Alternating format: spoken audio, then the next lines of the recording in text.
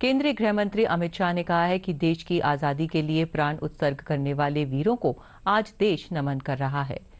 Port Blair में iconic week के समापन समारोह को संबोधित करते हुए गृह मंत्री शाह ने कहा कि आज प्रधानमंत्री नरेंद्र मोदी ने 21 परमवीर चक्र विजेताओं के नाम पर अंडमान निकोबार के द्वीपों का नामकरण किया है। उन्होंने घोषणा की कि यहां सुभाष चंद्र बोस के नामकरण वाले द्वीप को पर्यटन क्षेत्र के रूप में विकसित किया जाएगा।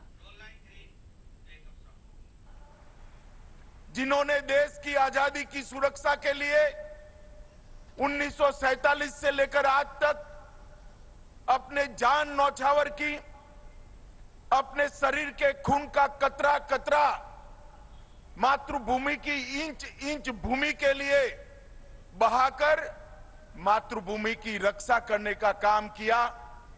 कुछ जीवित रहे, कुछ शहीद हुए। वो सभी 21 परमवीर चक्र विजेताओं के नाम पर अंडमान निकोबार द्वीप समूह के 21 बड़े द्वीपों का नामकरण हुआ है। मित्रों, ये बहुत बड़ी बात है। मैंने सुबह भी कहा था, पूरे दुनिया भर के शहीदों को और वीर जवानों को महिमा मंडन करने के इतिहास को खंगाल लेते हैं।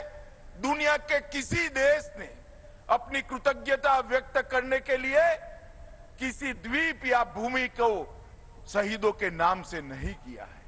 हमारे प्रधानमंत्री जी ने अंडमान निकोबार के अनाम 21 द्वीपों को, 21 बड़े द्वीपों को इन महान शहीदों के, वीरता के, जिन्होंने पराक्रम की पराकाष्ठा की, ऐसे हमारे वीरों के साथ जोड़कर न केवल सेना का मनोबल बढ़ाया है, न केवल तीनों सेना को सम्मानित किया है, इसके साथ साथ में भारत की युवा पीढ़ी को हमेशा के लिए उत्साह, प्रेरणा और देशभक्ति के संस्कार से सिंचित करने का काम किया है।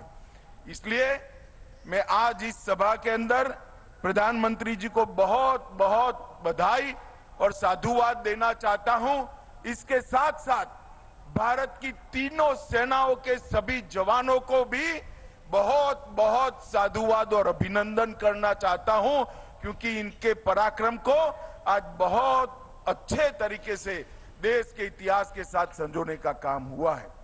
मित्रों, जब भी नेताजी का नाम सुनते हैं तो रोंगटे खड़े हो जाते हैं। इतना साहस, इतना पराक्रम, इतनी देशभक्ति, और देशभक्ति सिर्फ होना नहीं, देशभक्ति को कर्तृत्व में ढालना, ये चारों चीज शायद ही किसी विरले के अंदर होती है। नेताजी हमारी आजादी के आंदोलन के ये वीर पुरुष थे, जिनके अंदर ये चारों चीज थी।